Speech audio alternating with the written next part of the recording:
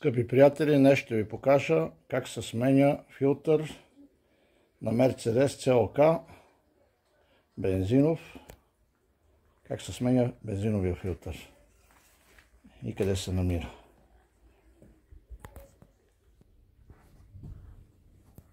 Ето вече сме в канала. Това е бензиновия филтър. Тук се намира. Това е кората, къде трябва да се свали пластмасова. И ето го филтъра. Тук има, тук са видите, тук има болт шпилки. 10, с ключа 10 се отвиват. Тук има още една. И тук има отзаде. Ето е там още една. Аз съм ги развил. И е така се дръпна надолу. Ето. И се сваля тази пластмасова кора. И ето го филтъра.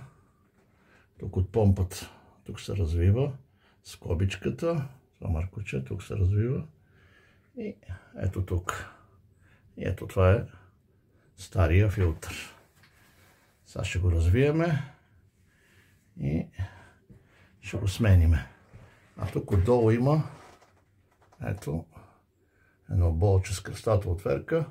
Се разлапва тая скоба, къде държи филтъра и помпата. Това е помпата, бензиновата помпа, където от резервара изпомпва горивото. Ето го и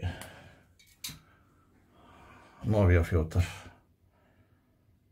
Това представлява вход и изход. Има стрелка, посока, нали? Така трябва да бъде. Ето е посоката. Сега ще развиеме и ще го смениме. Че ми е неудобно с една ръка. Ето вече сложили сме новия филтър. Запалили сме двигателя, да видим дали има течове. Тук сложихме нов маркуч. Ето. Няма теч. Защото стария се беше нацепил.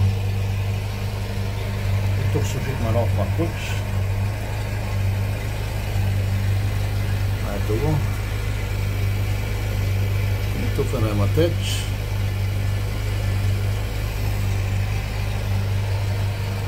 И сега ще сложим и кората. Ето е и нея.